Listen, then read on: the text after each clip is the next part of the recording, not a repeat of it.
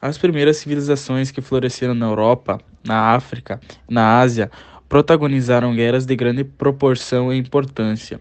É o caso, por exemplo, das guerras compreendidas pela Grécia Antiga, uma das principais civilizações que influenciaram a composição política, filosófica, cultural e social do mundo ocidental.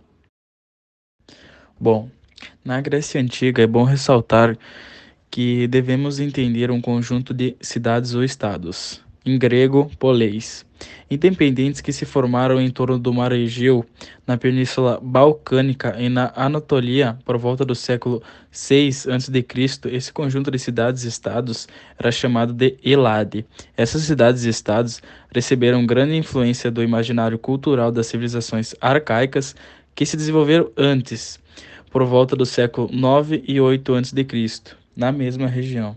As narrativas da Guerra de Troia foram cruciais para a formação cultural do período clássico na Grécia Antiga.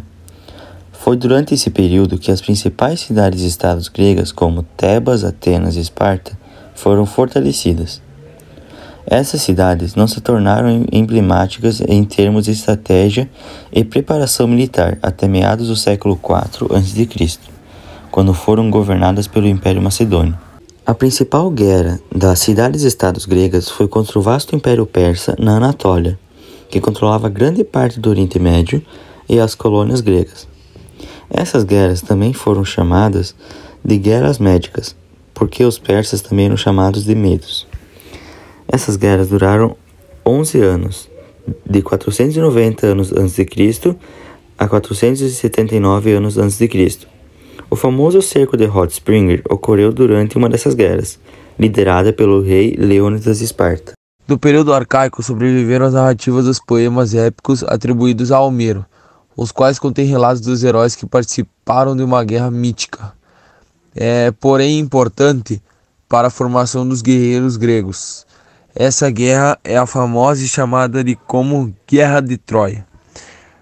As batalhas entre gregos e troianos são relatadas no poema Ilíada, que o título ele tem uma referência ao nome grego de Troia, Ilion é o nome, que expõe as histórias de personagens como Heitor, Paris, Ulisses, Ajax, Aquiles, Agamenon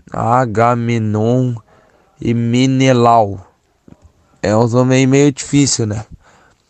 A guerra teve início segundo o poema homérico, depois que o troiano Paris raptou a esposa Helena do rei de Esparta, Menelau, levando-a para Troia.